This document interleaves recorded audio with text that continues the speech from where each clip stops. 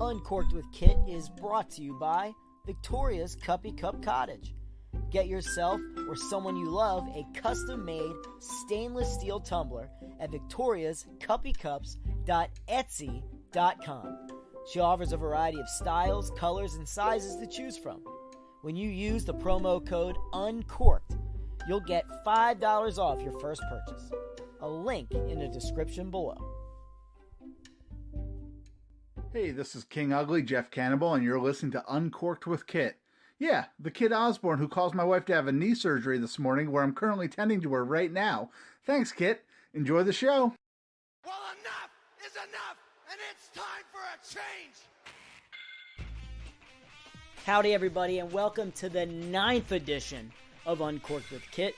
Today is Wednesday, February 17th, 2021, and my guest today is somebody who I consider to be the most humble person that I know in professional wrestling, in this bubble that we're in. He's absolutely making a tear in professional wrestling, especially as of late, especially with GCW. You may have seen him on Bloodsport. This is Calvin Tankman. What's up, man? Hey, Calvin, how you doing, man? Not bad. Got a question. Is the heater too loud? No. No, you're good. I hear you clear. It's better, dude. Last time I had Connor Claxton on here, and he's holding the phone, and then he's just like, I thought it was in his mouth, you know? Yeah, I feel you. So you're completely fine. Well, thanks for joining me on Uncorked with Kit. No I problem. just started doing this thing. You're my 8th or 9th one now. So I think I know what I'm doing. Basically, man, I have some questions, wrestling and non-wrestling related questions for you. I buy a bottle of wine normally that I think depicts everybody that I'm interviewing. I'm starting to run out of ideas that are or running out of options that are cheap. So, but what I did this time was instead I just decided to buy a box because you're a big guy, and that's what I first thought when I walked in the store. Makes sense. You know, so we'll crack this open and hopefully I can get through it or die trying. So how have you been, man? What's going on? Not bad, man. Just busy. Working, spend time with the daughter, you know, the usual dad stuff. Yeah. Yeah. So you have one kid. Yeah. Yeah? So, common mix-up here. So, on my debut at MLW, I made the mistake of cutting the promo with my mouthpiece in, and it slipped, and it sounds like I said daughters, plural, so they think I have 2 kids. So they literally said this on commentary, and I didn't know until I saw it on TV, and I was like, oh, man, everybody thinks I have them. Oh, My friend literally messaged me and was like, yo, you having another one? I'm like, nah, dude. oh No, man. they'll just I don't know how you can balance, you know, like that, the life. Dude, I mean, I can barely tie my own shoes, you know, handle any of my own, you know, anything. I can barely handle my own money, but I don't know how you can handle another life. So, I mean, more power to you, like, when it comes to that shit. How old? She's 6. She'll be 7 in May. 6? Yeah. That's awesome, man. Came at that at 19. Yeah, I started young. Jeez. You know, so when did you start wrestling? I was 20. It was like 2 months before I turned 21. Okay. So wait, so where like what made you decide you want to do this stupid shit that we do? Really, like, before football, wrestling was like my first love, and that was the first thing I ever saw on TV when I was like 4 years old. I want to do this, and then like my family just kind of told me like, it doesn't make sense. Like, how are you going to become a wrestler? Because it's not like people knew about like training schools and stuff then. Yeah. So they were just like that, you know, it's a long shot that you'll ever be a wrestler, but you're big, so you should play football. And, yeah. I mean, you and I are we're close to the same age. I mean, you're 26, so that means like if you started watching it when you were how old? You said you were like. I was like 3 or 4, somewhere 3 or around 4. that age. Yeah, man. It's you know, you're watching that on TV. That could have been American Gladiators this whole time, and that's gonna be what you wanted to do, man. You know, imagine. Yeah. So wrestling seems pretty logical now. Yeah. I remember, you know, wanting to do the same thing. Like I saw it at my cousin's house, and I fell in love with it immediately. And then I was like, dude, I want to do this, you know? And obviously, you know, you're 4 years old. They're like, oh, you'll grow. I'm like, I didn't grow. You did. But I mean, it's one of those things that it's like, I mean, I can't imagine any parent, unless they're already in the wrestling business, that would ever be like, yeah, you could do that if you want. You know, they're trying to like reason with their kid, like, yeah, keep dreaming. Yeah, pretty much. And then like it didn't help that like my family doctor ran the like little league football program, so like since I could like talk, he was like, hey, football, like you should play football. So like he even signed me up a year early, so like 2nd grade on, that's what it was. I saw that you were a Division I football player. Is that right? No. So was that MLW? Yeah, I had Division I looks and had some arrangements to play, but ended up becoming a dad, so that put us on things. Oh, okay, all right. Yeah, then that means, you know, professional wrestling is just clearly the next option, you know. It took a little while. Once I had a job at a place and like got stable with my daughter's mom, and like I kind of brought it up as a joke, because like I don't know, like she definitely wasn't into it. So like, and like a lot of my friends didn't even really know I was into it that much, because like none of them liked wrestling, so I just didn't talk about it with them. But like I watched it all the time. So like at the time, she just said like, you know, whatever you want to do, like, you know, just like as long as you're doing it seriously and like you're taking care of it at home. Like if you think you can do it, then I'll support you 100%. And so like, as far as, I mean, as from what I see, man, I mean, it looks like the risk is paying off for you. I definitely want to get into like how everything's turned around for you in like what, less than a year. I don't even like whenever I first met you, I mean, you were doing that long drive to H2O on point, and and you know, I mean, obviously like things changed. I went full circle like for you. When you first of all, I have to say this before we even like get into it. I like how you and I have the same walls, you know. That so I had a comment. I'm like, dude, is he here? What when you first started training? How or what year was that? 2015. It was 2015, and you know, one of the things that I've come to realize was, I mean, I started training like a long time ago, and when I did it, the way that everything has changed in training, it's for the better, 100%. Like I feel like back in the day, they were looking for every reason to hold you back, whereas like now, the training, the experience is completely different. It's more encouraged. I mean, there's definitely discipline involved when it comes to like, you know, with good teachers, which I want to ask, you know, who your trainer was and all that. But, you know, what was that experience for you when you first started, and then when you had your first match? Like, what was the training like for you? Like, you know, how were they hard on you? Were they just like, dude, you're huge, do not bump, don't do anything stupid? A little of both. So I started training at a small place in Indianapolis. Went from there. They ran shows every Friday night, and so like I basically learned the basics there, and then like it was a place that I could go there and wrestle like every week. Yeah. And there was always a place for me. So like having That's that, good. having matches every week and being able to like learn and grow was something that was like I felt like I really needed at that point. And then from there, TJ Kemp. Okay. I don't know if you guys know Sean Kemp. He's an independent wrestler out of the Midwest. His dad took on the role of training me. Took me out to like on the road outside of like that place in That's Indianapolis. awesome. And then after that, I got picked up by Trick Cassidy, and then he took me on my first couple like road trips out of the state. I think he took me to Virginia and Alabama, like as my first time like wrestling related trip outside of the state.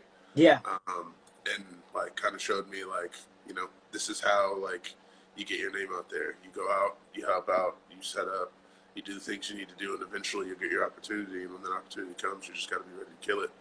Right. So from then on, I just kind of took that knowledge and like a bunch of the young guys from Indianapolis, and we were just like getting car loads together and going to shows to help out wherever we could.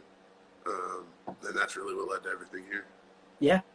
I mean, and obviously 2015 wasn't yesterday, you know, but I mean, you definitely took the time to do that. I mean, when you and I worked, that was like 2020 or 2019, you know, so that's still 4 years. That's still like 4 years after, you know, you started, and, you know, you're still like you know, biggest, most humble person, you know. I think, you know, anybody that I can crack jokes with that could just destroy me, you know, and flick me off a table like a chihuahua, you know, is good in my book. You know, it doesn't take me serious, but when, you know, with all that training, you know, all this time that went by, what was the first big experience in wrestling? And when I mean big, you know, the first one where, you know, you had your first large match, you know, and it actually meant something, and maybe, you know, it was kind of after, you know, you already impressed who you needed to impress to get that opportunity. Do you remember, like, you know, or do you have an idea of like what it was that, like, oh shit, like, something clicked? Like something clicked in somebody, and that's why they're asking me, you know, they're asking me to be on their show because I did something.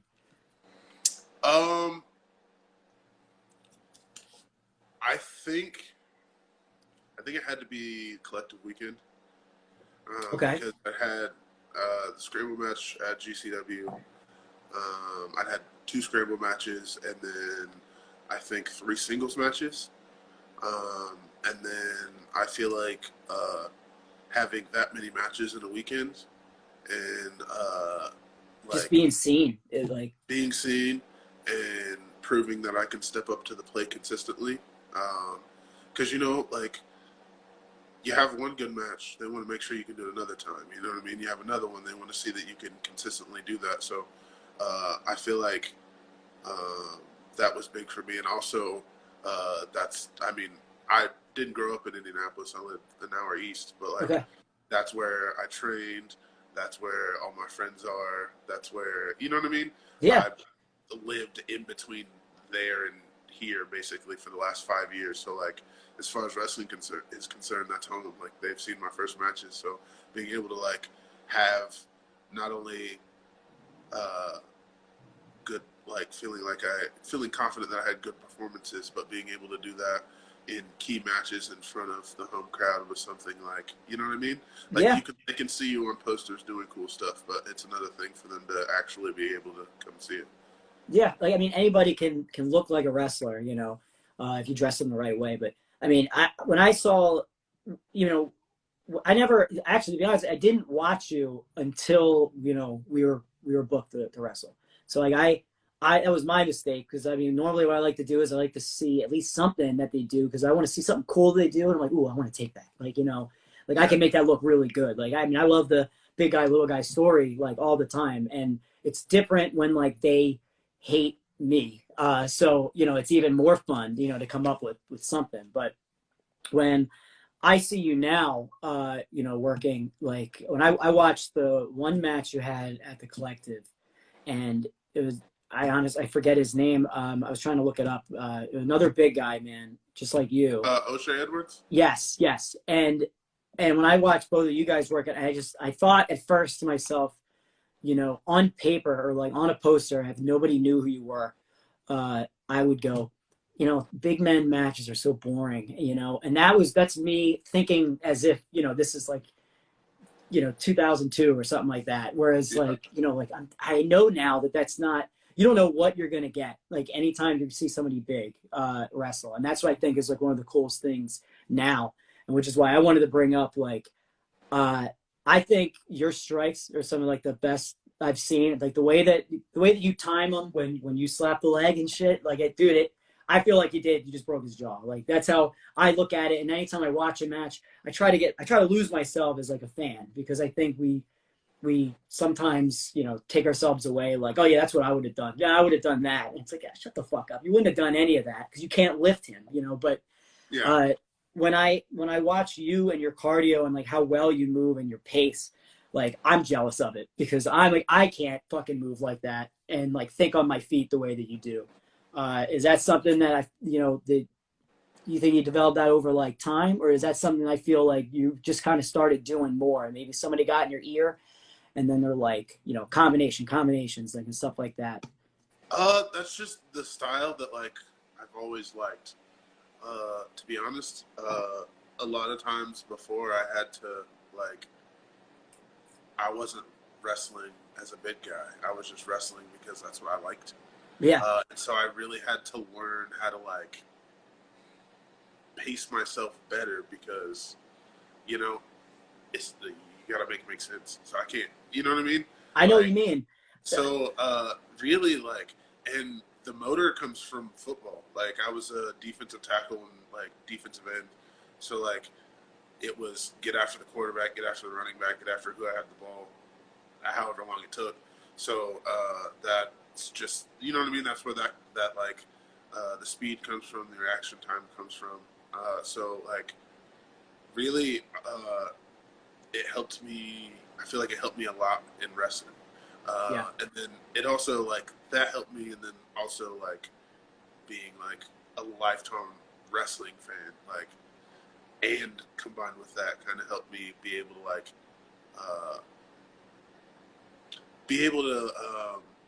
kind of when I was taught something, you know what that's supposed to look like, so it's easier for you to kind of comprehend what something is and blah blah blah blah blah. So like it's just one of those things where I felt like both of those things were big things with me. When the way that I look at like when I was saying like combinations and stuff like that, like your strikes, like everything always flows into like another strike and then into something that you're going to do next. And I kind of like I just needed to come up with something, and I was like, that's like an insult to injury spot, and I love those incredibly because I just that's what makes even us as a wrestler guess and go, dude, that one, that's it. Like there's no way he's getting up. And like then I'm thinking that way, then every fan should, I would hope I would have a different mind than them, that they go, oh yeah, that's it, get up, like that's. And then when they kick out, it's like, holy shit, like I'm so locked in, this is real, and nobody's gonna tell me otherwise. And that's like how when I watched that match that you did at the Collective, that's like what I thought. Like, I mean, and that's just that one match. But I've also seen you, do the one. I mean, I've seen you, do a lot of different things now. But everything always makes sense. That's why, like, it connects me. That's why I'm a fan, of Calvin Tankman. So, that's why I want to work with you again. I'm like, dude, it would be so different. Just because, one, I mean, I like the sell, and I just think every one of those strikes, like, just look so believable that they make me believe that it's real.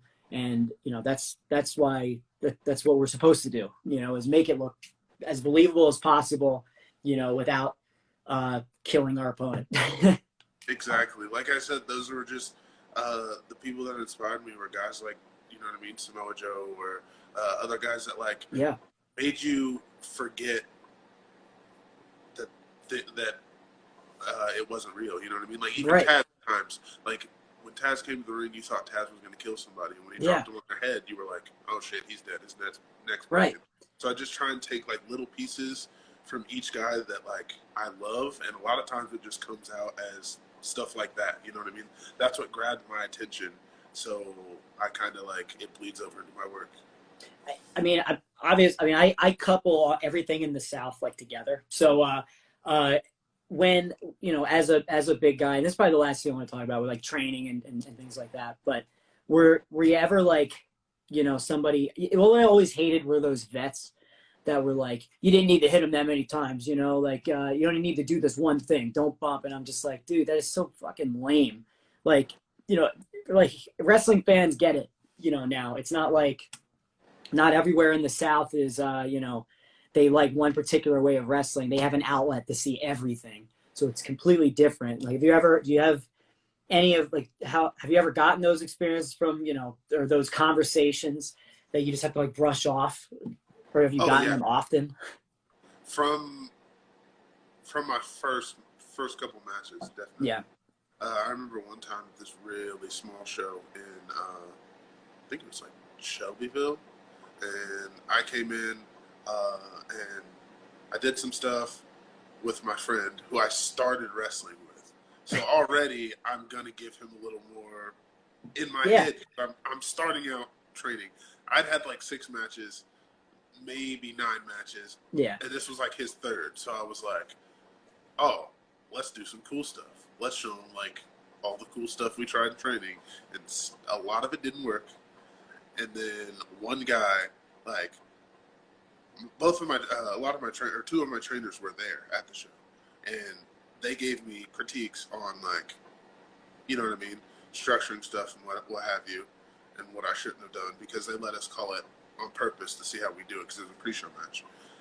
And this guy, I don't even know who he was, came up and started like ripping into me and told me like I did like a splash in the heat, like just a running splash. And he was like, that should have been the finish. He shouldn't even got a drop kick in, and like yelled at me. And I was like, oh, okay, whatever. Those are the same people that would see you do this picture perfect drop kick, which you do, and then go like, see, you're too big, you shouldn't be doing that. It's like, dude, if he probably just got like 5 other bookings because he did that drop kick.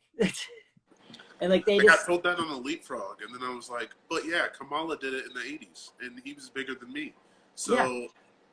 It's good. It's dude, it's something that people don't expect you to do, and you're not doing it shitty. So it's not like, you know, you're doing some half-assed drop kick just for the sake of doing one. Like you're like getting mad height on it. It's like, I want to see him do that like 8 times.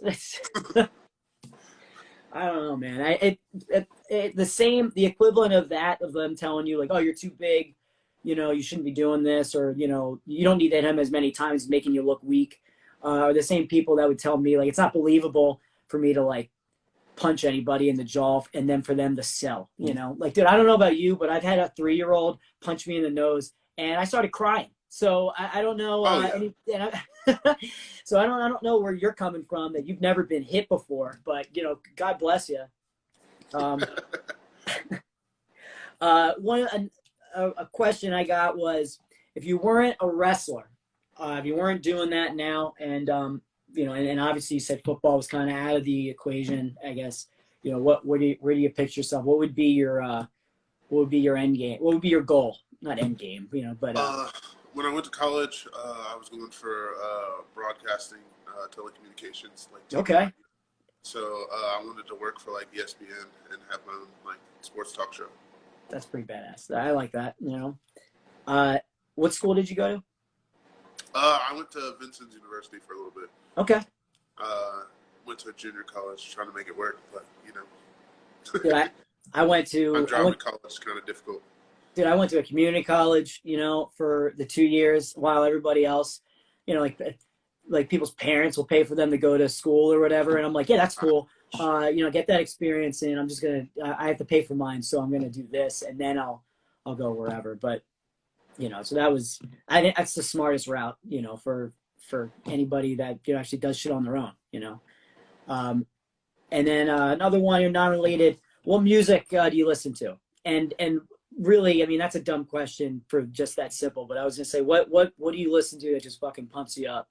You know, I mean, we all have that, dude. We all have that music, whether it's like Triple H's theme song that you're just like, have it in your head, and you're like, if I'm at the gym and I'm looking in the mirror, I go, I'm Triple H. Like, you know, and then you can get through it. Ambition by Wale. That's been my thing since high school. Ambition by Wale? Yeah. I'm writing that shit down. Well, I'm going to get it later. I got to download it. I'm trying to come up with a playlist now. Okay. So, yeah, well, you know, you said that your first big experience was, you know, was at the Collective in Indiana. You know, but before that, I mean, you got a contract with MLW. You came there after I did, and I personally, I mean, I think it's, you know, whatever people want to say about any stories or anything like that, whatever. But I think their production, their production value, and then their structure. You know, if they can do 4 episodes, you know, at the arena with one crowd there, and do it within a 4-hour period, and then they make it and they make it work, and it's so, it's structured so well that there's no fat in it. Then, I mean, I think that's something I never really experienced until like I did, when I did extra work, with $1 billion company. But, with MLW, I just think it's done so well. So what are your thoughts now that you've been there? You've wrestled like a few times for them. I'm really just excited getting there. Like, really, I like signed in May, and so like I was sitting there like waiting, and I couldn't really say anything, and they didn't announce it until like the beginning of July, end of June, something like that.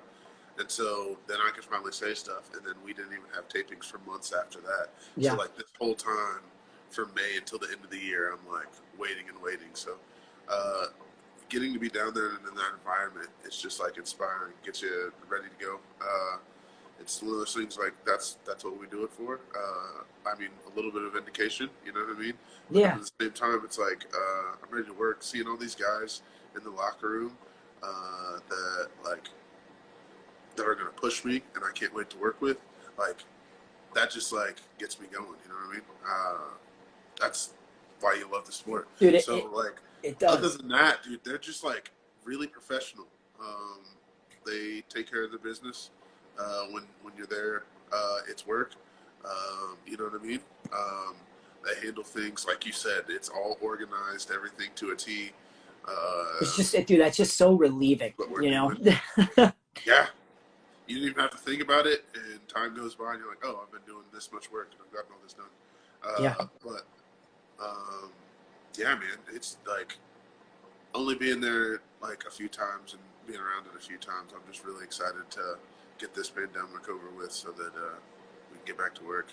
I know, dude. I know that I haven't seen. I've only talked to Tom about it, like about how the empty arena thing with like that production that they do, and I'm like, I know that it's done as best as they can do, but they're one of the companies that they stick by. They taking care. They care about everybody that works for them.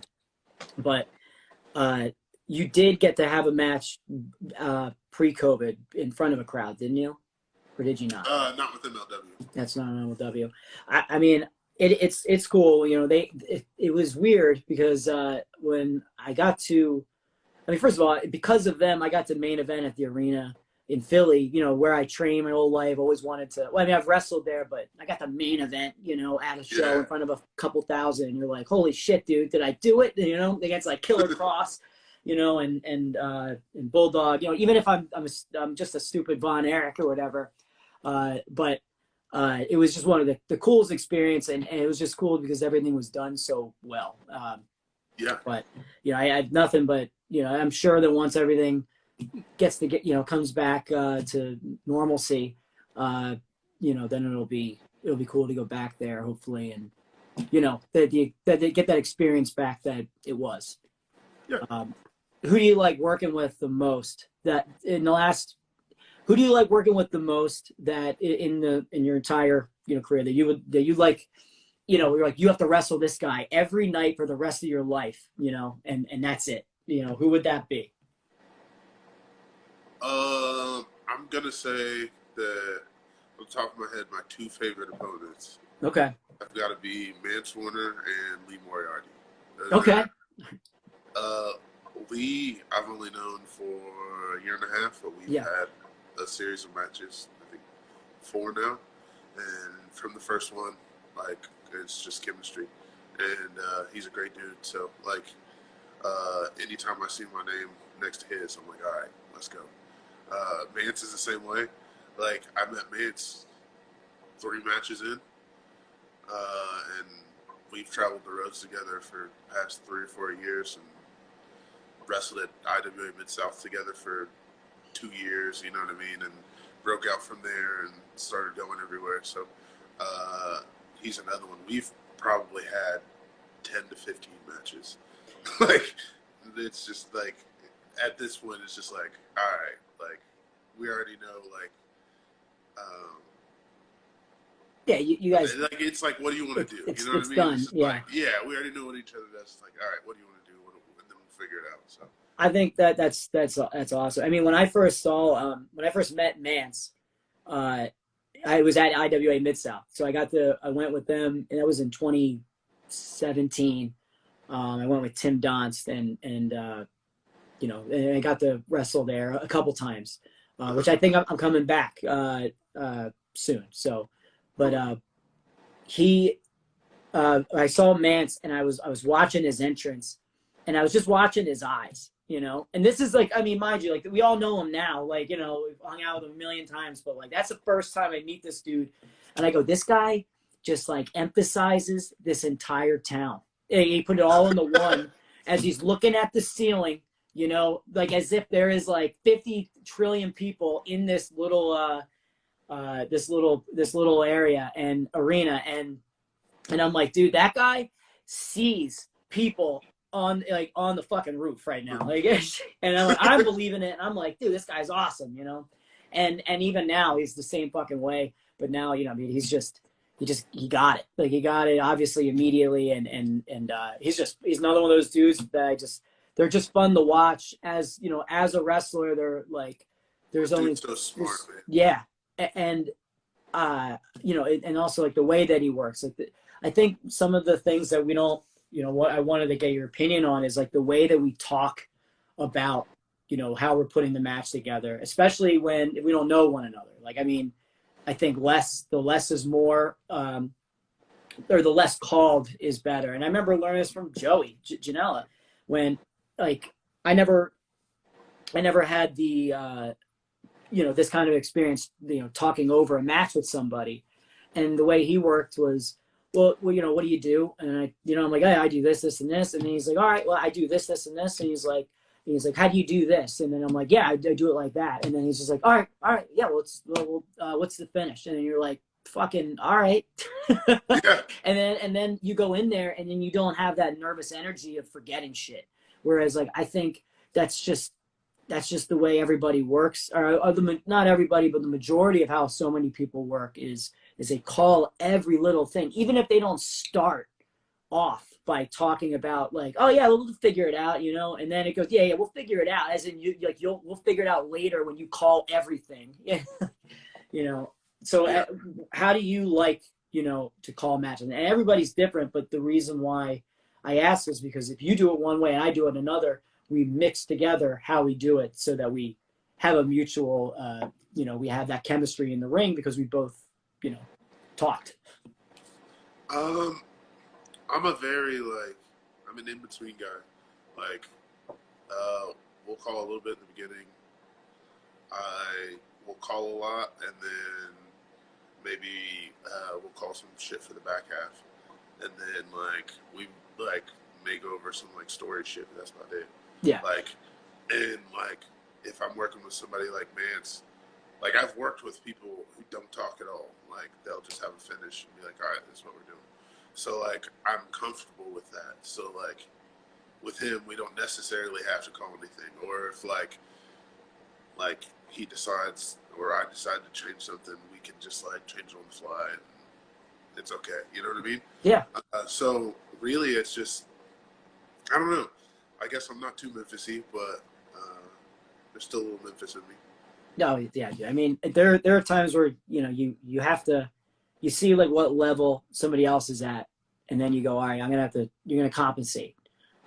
Just because, you care about the story, but you also, I'm not trying to big league anybody, and even if we're on the same, level, I'm like, I'm not, I'd rather cave before, they do, because they might just, go whatever, and then you go, all right, great, we're going to have a shitty match and it might just get hurt. But one of the things that I remember that made me think a little bit differently was when we were doing those kind of matches where they would have like a name and a hat. You get a number on you. This is like all through like training, but we did this at Dojo Wars. They put a number on you, and you pick your name out of a hat, and whoever had the bigger number, you'd find out when you're working them, and then you go, that person wins. And then, the whole match is just you working on your character work, because you have to think and you have to be able to learn how to talk, without looking like an idiot. And there are people that could do it and people that can't, but then there are those that could get better as they kept doing them. And I thought it was like some of the best, training that scenarios that I've ever seen. And I like take that with me now. Like I've wrestled like Bam Sullivan, for example, where I was like, well, why don't we just kind of, I was just watching the match, like a match where all he did was chops. So, and he got it over so well because they weren't afraid of silence. Why don't we do that? And he's like, all right. And then we just went in and we did it. And we called little spots. And then we had a finish. And it was just like, but when we did it, we were so more into it and more involved that, it got so over because we believed it, Yeah. But when everybody calls so much, and then they get worried, well, then it looks fake. Yeah, definitely. And like, that's the other thing is like, you got to be ready for like, I don't know. There's one moment at the place where like I started out where I was in like a scramble match and we had called a whole bunch of stuff. And then one of the older guys who said he could hang with the young guys, we called a bunch of this stuff, forgot everything. And Yep. He came at the wrong time. So You lived too long. other than that, everybody else was greener than me and couldn't like call stuff in the ring, but they could wrestle. They just weren't used to like redirecting, especially in like a multi-man.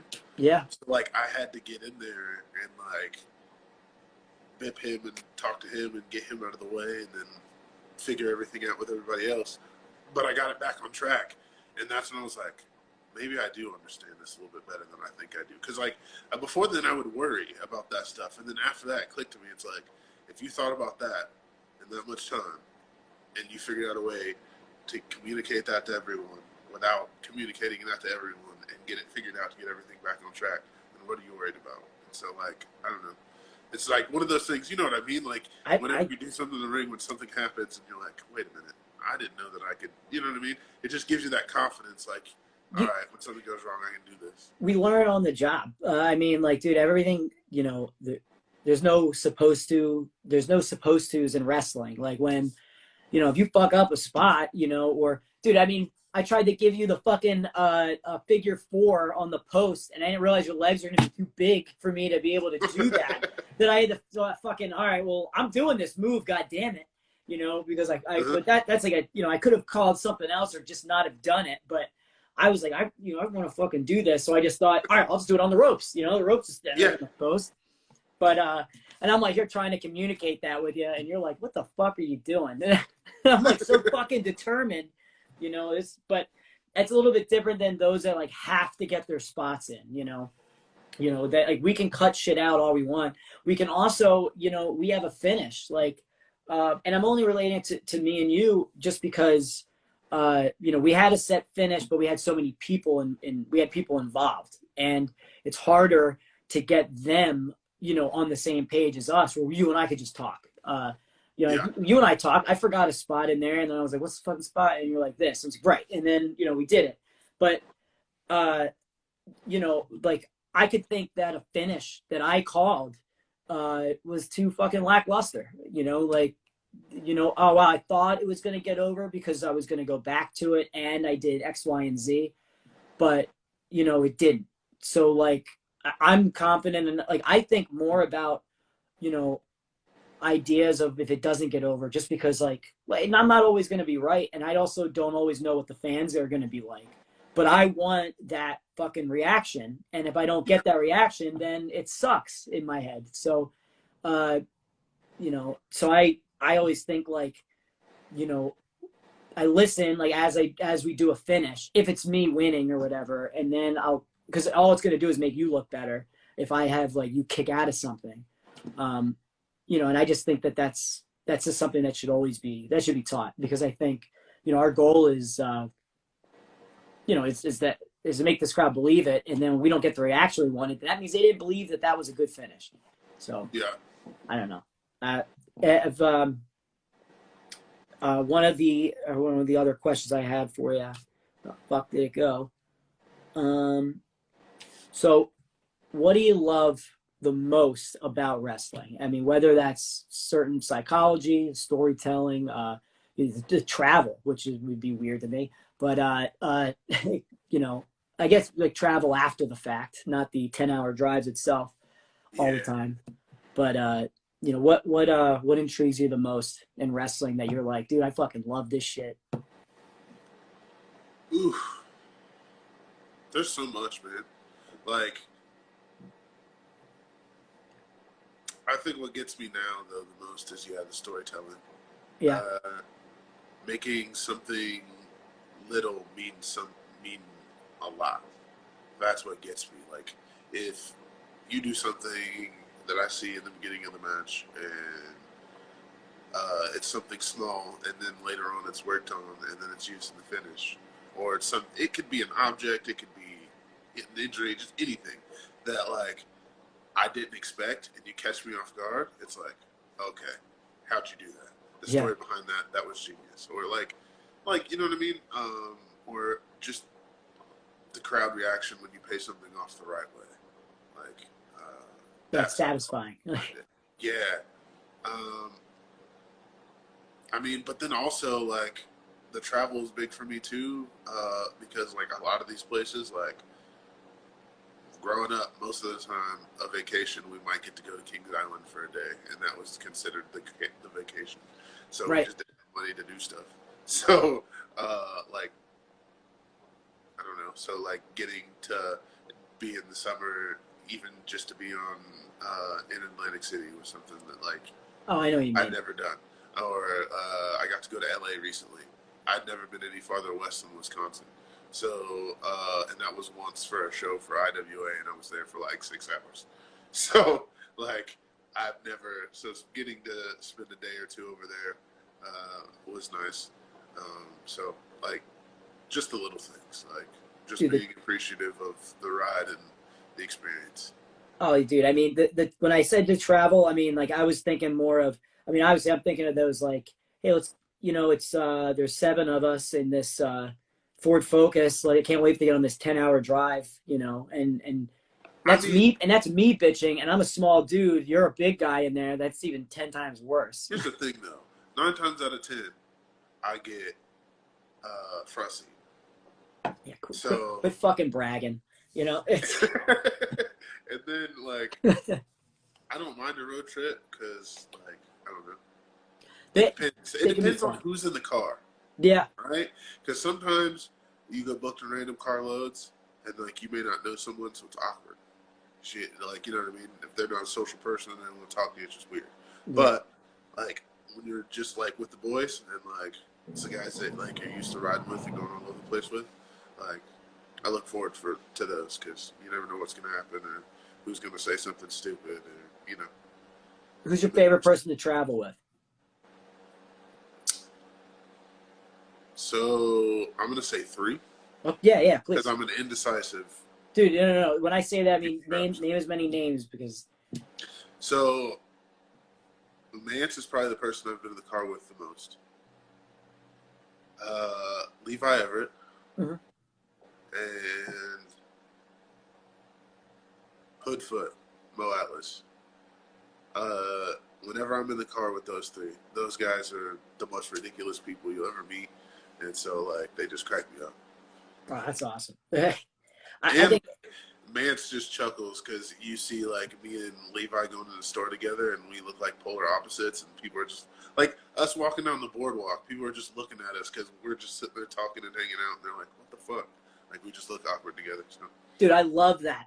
I'm glad you said that because that is like, that's some of the most fun is like when you know other people are just going, man, how the fuck that friendship happened? Like, and like I think about it every time I travel with Schlack. You know, even like, I have like a beer, but I'm just saying me on like my best and like clean looking like day, you know, and then I'm with Schlack and we're like walking around and we're getting like something to eat before a show. And then, you know, people walk by and they go, wow, that's an odd one, you know? And then, and if I could see it, like I would 100% try to make it more awkward. I would totally grab his hand just to make them think like whatever the fuck they think, especially in the South, you know, sorry. but there's that. And then like, dude, we went and we did No Peace Underground. and I wrestled like Marcus Crane. It was a couple years ago. Like my back was so fucked, like bleeding, and like I'm everywhere, just like I'm just covered, and you can't clean it off. We didn't have any time to like really, get a shower and stuff. So like, first of all, I feel like asshole, and then second, we have a flight at 6, and third, it's on Frontier or Spirit, which dude, kill yourself. Like, and it's just Schlack and I on the same flight, and he's like just as fucked up, and he looks the way he looks, and I'm bleeding through my shirt, and he's just like, and we're both like just like done, because we also went out afterwards because we're not responsible, and then people are like looking at us through this glass like window, and then they're like Jesus Christ, and I'm like, dude, there's no way like they're not going to question us as we're getting on this fucking plane. I'm bleeding through my shirt, like through the back of my shirt, like it's clear as day. And then, of course, like normal, he gets pulled to the side, and then I'm fine. They're like, oh, go right ahead, sir. Did he hurt you? And no, I'm kidding. He didn't say that, but and then we get to the flight, and then we fall asleep. I fall asleep on his shoulder, and he's falling asleep on my head, and then we get like the Philly, and I'm just like, dude, I can only imagine what these people think when they walk by that, but. Those are some of the best experiences, though. Like that awkward moment, you just know everybody's like looking at something. And then like what do you? Well, since we're just talking about travel, what's the worst experience you had with traveling? And it could be as simple as just like flight delays, but like anything ever happened like in your traveling recently. When I went to LA, which I'm thankful for, the only flight from Indianapolis, I had to take a 45-minute flight to Chicago, and then I had a 5-hour and 44-minute layover until I flew to LA. Dude, you would have been better off just driving to Chicago. Yeah, and then I had the same thing on the way back. It was done. Oh my God. Yeah, there's only so much airport I can stare at, but the first time you got to fly, on somebody else's dime, which I think is one of the coolest fucking things ever, man. Like you're like, Casanova Valentine would put it perfect to me. He would just go, it's still like this to me now, I think.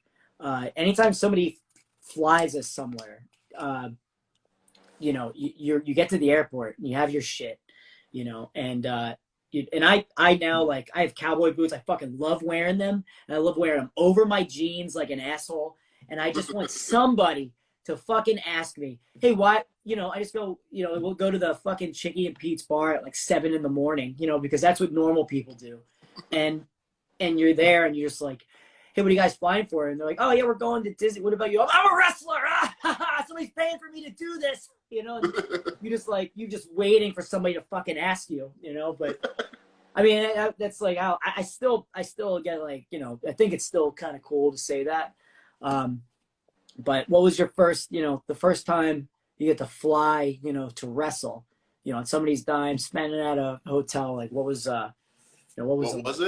No. Well, I mean, it doesn't have to be what it was, but I'm like, what was it like? Like, how did you feel? It was crazy. Like calling your whole family, like, hey, listen, you're not going to want to leave. I've never been on a plane, period. So, like, yeah. Right. So, what? Yeah. The being on a plane for wrestling was crazy to me.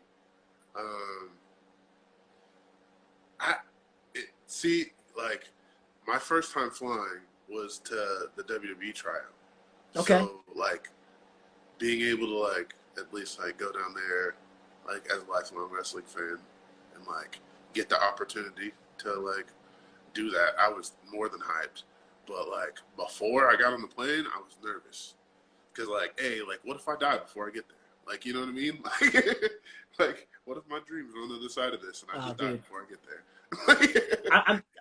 I'm telling you, like, that's a great way to think, because that's more like, I mean, yeah, you're worried. Mine would be, I'm more worried about my flight home after I get told, like, if there was a WWE trial, like after I get home, after like, Triple H just goes, hey, we're going to give you a contract. You're like, holy shit. And then you get on the plane. That's when it would happen, you know? Yeah.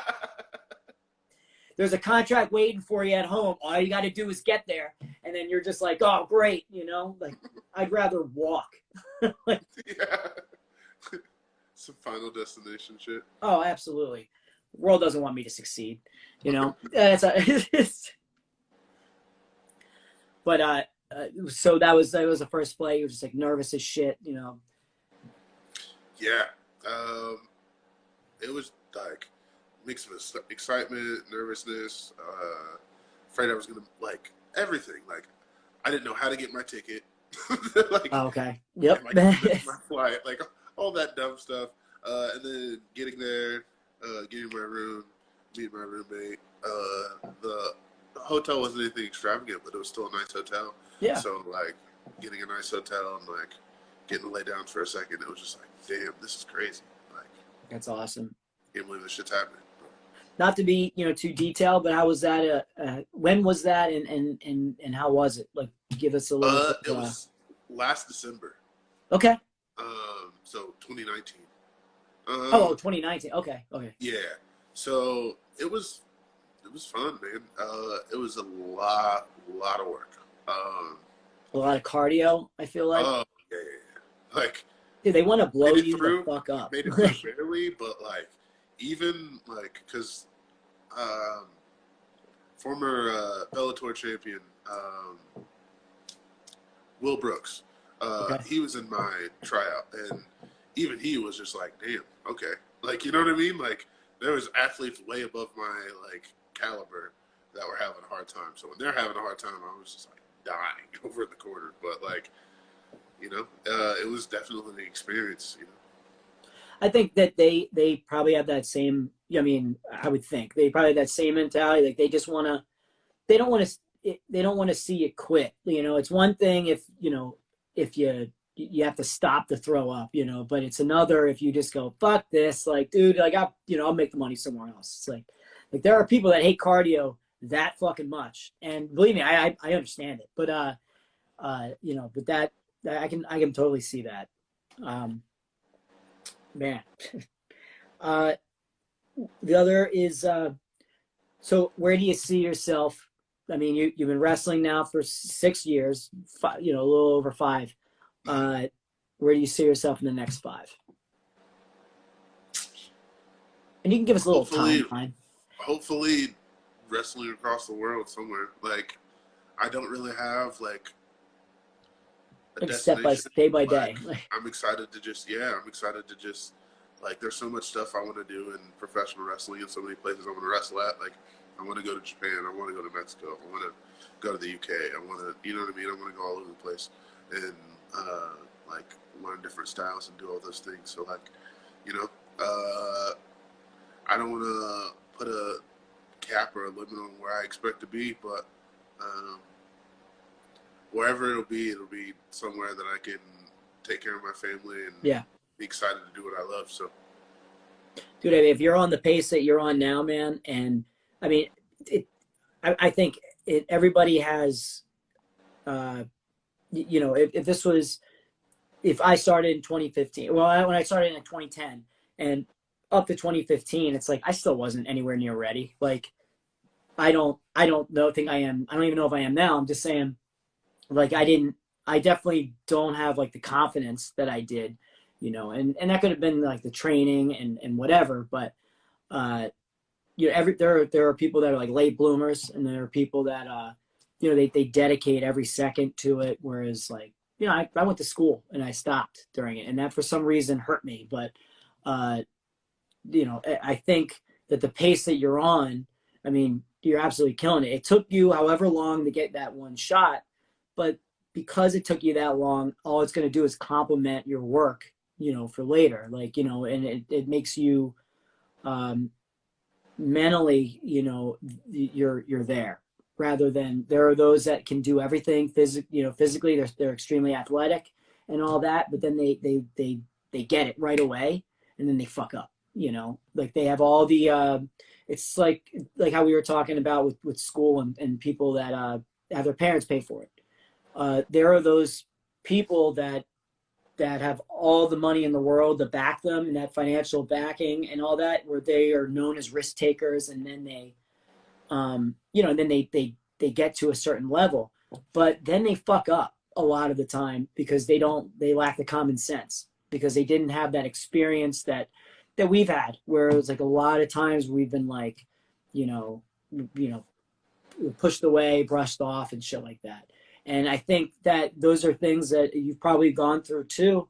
And that's why it's only going to benefit you later, like to stay humble, and obviously you can get that. I think any of us can, but definitely, man, like you've been absolutely killing it.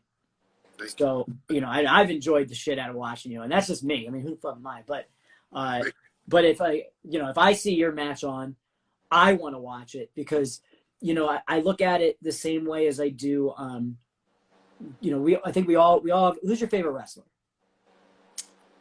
Oof. Of all time? Like my hero is Give me like 80 names. I know you're gonna do that. Oh no.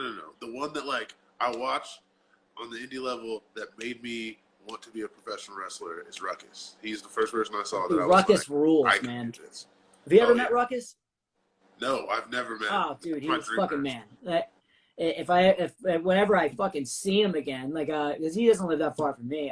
He's not that far, but dude, they definitely want. He's nice. He's an awesome dude. He's smart as shit, and he's still fucking athletic. Even though I haven't seen him in a while, but that's an awesome you can person thank to him watch. for why I do the flips that I do. Dude, absolutely. I totally get it. And at the same time, there are wrestlers that we can't relate with, like the one that I always had that I like bringing up is Stan Hansen. Stan Hansen and I have nothing in common. Like his work style, I can't do it. The only thing I could ever do is maybe dress like him, and that's the only thing I would ever be able to do. And it wouldn't even fucking make sense because he's a fucking cowboy and I ain't, but I watch his shit, and he's one of those people that I like. I could watch that guy every fucking day. And although I don't look at you in the same way that I see Stan Hansen, but I love watching people that I can't, do everything. I can't even fathom doing anything because it just wouldn't make sense. And you're one of them. Whereas like on the indie level, like I will 100% stop what I'm doing to watch you wrestle. And then I wouldn't say that about some of my best friends, like Connor Claxton. I don't give a shit about his match. Like I would tell that right to his face. But I'm telling you, like that's one thing, and I'm sure there's a lot more of people like me that would say that, because you're fucking entertaining. I feel like I talked a lot, and I feel bad, but yeah, my head's, it must be somewhere. I have no idea, but. I wanted to end with one thing is right now, who is and you have to tell me one. You can't tell me like 8. Gotcha. Who is the number one now on your bucket list? And that means it could be anybody that's feasible. Anybody that you could actually, it could happen, whether it's fucking 10 years down the line, when they, whatever, that you would want to work with. And I want to know who it is. And I want you to talk to me as if they're fucking listening to this right now. Because shit, I might know them and I might fucking send it to them. I already told you. So Ruckus. If Ruckus isn't completely retired, that's the one. Like, I want to test myself against the guy that like made me want to do what I want to do. I know that piece of shit, which I'm gonna send this to him, so I know you're listening, you fucking asshole. Can still do this shit really well, and I know that. So if he actually opens up my text, then then I that Calvin Tankman, I could totally see you guys doing it. It would probably be fucking awesome. Hell yeah. Yeah. But Calvin, man, thank you for listening to me and joining my show. I'm, telling us a little about you and everything like that. You know, I like to try to think that mine's a little bit different than others that are going to give you the same stupid question. You know, give you scenarios of matches that you had, like, you know, like literally on your first tour ever that you're like, I don't remember. That was like 5 minutes long.